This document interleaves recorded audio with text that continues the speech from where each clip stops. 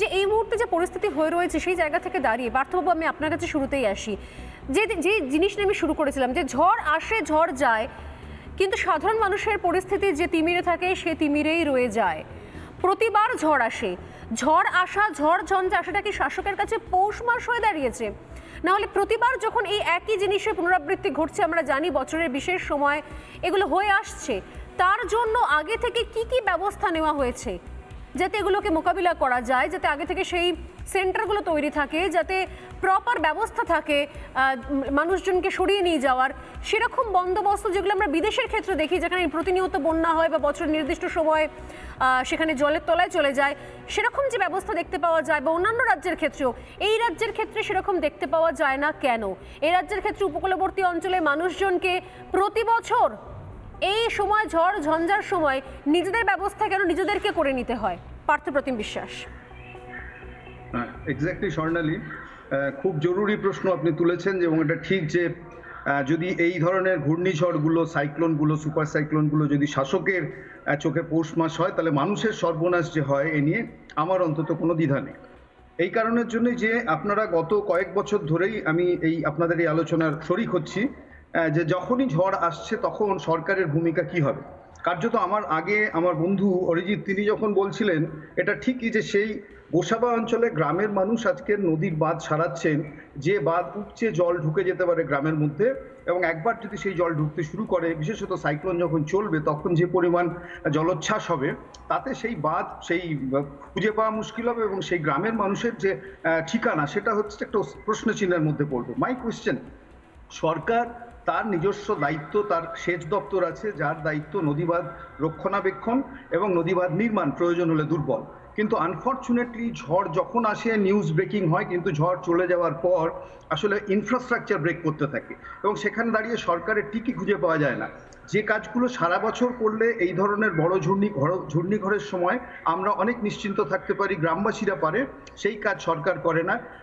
সরকার বিপর্যয় মানে pre disaster planning কিছু থাকে না, ডিউরিং ডিজাস্টার একটা কি বলবো যে খানিকটা contingent plan, and post disaster অর্থাৎ একটা ডিজাস্টার থেকে শিক্ষা নেওয়া, সেই কাজটাও হয় না। এবং আপনি বারবার ফ্লাড শেল্টারের কথা বা সাইক্লোন শেল্টারের কথা উল্লেখ করছিলেন। এটা ঠিক যে খুব বড় ঝড় হলে সাইক্লোন শেল্টারে যাবে, কিন্তু আপনাকে বলুন তো যে আজকের 21st সেঞ্চুরি 2024 সাল, যেখানে সারা দেশ জুড়ে আবাস যোজনা বলে একটা প্রকল্প আছে, এখানে সবচেয়ে বেশি সেন্সিটিভ এরিয়া হচ্ছে আমাদের কোস্টাল জোন, যেখানকার বাড়িঘর দূরগুলো ঝড়ে সবচেয়ে বেশি আক্রান্ত হয়, ভেঙে যায়, নষ্ট হয় জলোচ্ছ্বাসের প্রভাবে। ফলে সেই বাড়িগুলো কেন প্রায়োরিটি দিয়ে গত 3-4 বছর বা 5 বছর ধরে সেগুলোকে পাকা করা যাচ্ছে না? ফলে কেন ওই মানুষগুলোকে ঝড় আসলেই সাইক্লোন শেল্টারে দৌড়াতে হবে নিজের বাড়ি ছেড়ে? কেন ওই বাড়ির ছেলে মেয়েদের হচ্ছে যে লেখাপড়া যা কিছু আছে কাজকর্ম বন্ধ করে ছুটতে হবে? অ্যান্ড মোরওভার নদীবাঁধ নিয়ে স্বর্ণালী যে রাজনীতি হয়েছে, নিচু মানের রাজনীতি আমাদের রাজ্যে আনফর্চুনেটলি হয়। অর্থাৎ নদীবাঁধের উচ্চতা বৃদ্ধি প্রয়োজন, নদীবাঁধকে আরো স্ট্রেংথেনিং করা প্রয়োজন। আমাদের 3500 কিলোমিটারের কাছাকাছি নদীবাঁধ আছে, অথচ আপনি সরকারি বাজেটে ইরিগেশন বাজেট যদি স্টাডি করেন গত কয়েক বছর ধরে সেখানে নদীবাঁধ পুনর্গঠন স্ট্রেংথেনিং এর কোনো কাজ সেভাবে হচ্ছে না। এমনকি নদীবাঁধের থেকে কেন্দ্রের টাকা যখন এসেছিল, আই ক্যান রিমেম্বার স্টিল 2010 সালে 9 সালে যে আয়লা যখন হয়েছিল, সেই নদীবাঁধের কেন্দ্রীয় অনুদান এ রাজ্যে ব্যবহার করা যায়নি, কারণ আজকের যারা বিরোধী দল তখন, আজকের যারা শাসক দল তখন তারা বিরোধী ছিল।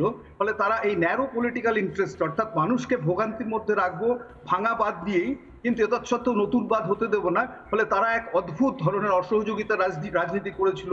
যেভাবে আমাদের রাজ্যে রাস্তা তৈরি হতে পারে না জমির অভাবে, ঠিক সেইভাবে জমির অভাবে সেই গ্রামগুলোতে, সেই সুন্দরবন জুড়ে নদীবাঁধ তৈরি হতে পারেনি for the narrow political interest. ফলে আজকে তারা শাসক হয়েছেন, 10 বছর 12 বছর কেটে গেছে, কেন তারা সেই নদীবাঁধ নির্মাণ করতে পারছেন না, তার উচ্চতা বাড়াতে পারছেন না? এটা একটা বড় প্রশ্ন।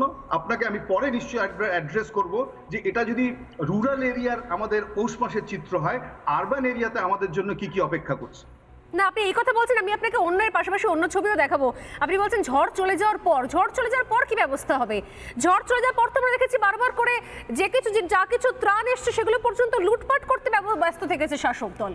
এখন মজা করে লোকজন বলছে যে ঝড় এলেই শাসক দল মনে মনে প্রার্থনা করে কি, যখন কোনো কিছু রাস্তা নেই, যখন দেওয়ালে পিঠ ঠেকে গেছে, এত চুরি, এত দুর্নীতি, এত কিছু সার্টিফিকেট বাতিল হয়ে যাচ্ছে, একটা ঝড়ঝঞ্ঝা আসলে অন্তত একটুখানি রিলিফ পাওয়া যাবে, কারণ একটা পৌষ মাস শুরু হয়ে যাবে, আবার নতুন করে কিছু প্ল্যান, কিছু ছক কষা যাবে। যদি বিশ্বাস না হয় আমি এই মুহূর্তে দুটো প্রতিবেদন দেখাবো। একটা দেখাবো সম্প্রতি যে বসিরহাট এই মুহূর্তে বিধ্বস্ত হয়ে রয়েছে, মানুষজন নিজেরাই সরে যাচ্ছেন, কেউ বাঁধ মেরামতি করছেন, কেউ হাত লাগাচ্ছেন। সেই বসিরহাটে কদিন আগে আমাদের প্রতিনিধি এলিনা যখন গিয়েছিলেন, এই শেখ শাহজাহানের কীর্তিকলাপ, হাজার একটা কীর্তিকলাপের মধ্যে সেখানে গিয়ে আমরা কি দেখছি, আমি আসবো শঙ্কুদেবের কাছে। সেখানে গিয়ে আমরা দেখছি স্কুল, সেখানে পড়াশোনা হয় না, ক্লাসরুমে বেঞ্চ নেই, ব্ল্যাকবোর্ড নেই, কি আছে? বস্তা বস্তা ত্রাণ নষ্ট হয়ে গেছে। যতখানি পারা গেছে বেচা হয়েছে, যতখানি পারা গেছে লোককে দেওয়া হয়েছে যতটা সম্ভব। আর তার মধ্যে অনেক কিছু বিষয়, জিনিস এখনো রয়ে গেছে যেগুলো বেচেও কুলকিনারা করা যায়নি, সেগুলো এখনো পড়ে পড়ে নষ্ট হচ্ছে। এর পাশাপাশি দেখাচ্ছিলাম মালদার ছবি। মালদায় সেখানে পর্যন্ত দেখছিলাম যে সেখানে ত্রাণ খোলা বাজারে মার্কেটে বিক্রি হচ্ছে। কারণ একটা সময় মার্কেটে খোলা বাজারে বিক্রি হচ্ছিল বলে নাকি সেখানে লোগো লাগানোর সিদ্ধান্ত নেওয়া হয়েছিল, আপনাদের সবার মনে থাকবে, তৃণমূল কংগ্রেসের তরফ থেকে। দেখা যাচ্ছে সেই লোগোওয়ালা ত্রিপল পর্যন্ত মার্কেটে বিক্রি হচ্ছে। দোকানের ছবি আমি দেখাতে চাইবো, আমি আসবো শঙ্কুদেবের কাছে তারপর।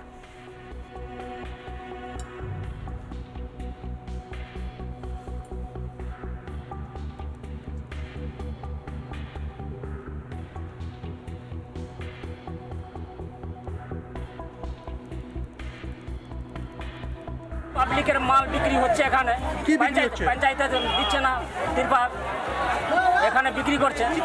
কতটা তিরপাল আছে দেখছেন? অনেকটি তিরপাল প্রত্যেকটা দোকানেই আছে। সব কিভাবে বুঝলেন এগুলো সরকারি তিরপাল? সরকারি তিরপাল লেখা আছে, এখানে লেখা আছে তিরপালগুলোতে, লেখা আছে।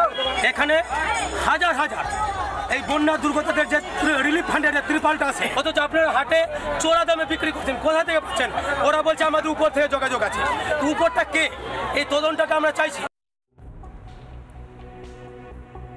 আমি যে ছবিটা দেখাতে চাইছিলাম, যেটা আমি বললাম আমার টিমকে আমি আরেকবার বলবো চালাতে, এলিনার যে সিকোয়েন্স, যেটা শেখ শাহজাহানের যে অঞ্চলে গিয়ে যে ছবি আমাদের প্রতিনিধি তুলে ধরেছিলেন, যে এক্সক্লুসিভ রিপোর্ট, সেই রিপোর্টটা একবার চালাবার অনুরোধ করবো আমার টিমকে, যদি সেই রিপোর্টটা তৈরি থাকে, যে কিভাবে সেখানে দেখতে পেয়েছিলাম আমরা যে স্কুলের মধ্যে ত্রাণের জিনিসপত্র মজুত করা রয়েছে, সেগুলো রীতিমতো পোকায় কাটা অবস্থায়, ইঁদুরে কাটা অবস্থায় সেগুলো রয়েছে। যদি সেই সিকোয়েন্সটা রেডি থাকে, একবার যদি অনলাইন থেকে আমি টিমকে বলবো সেই সিকোয়েন্সটা চালাবার জন্য, কারণ সেই সিকোয়েন্স চালানোর কথাই আমি বললাম। Please team. এই মুহূর্তে আমি একটি সরকারি স্কুলে ঢুকছি, জেলিয়াকালীর বিবেকানন্দ বিদ্যাপীঠ, যে স্কুল আর স্কুল নেই, যে স্কুল এখন কার্যত ত্রাণের গুদামে পরিণত হয়েছে।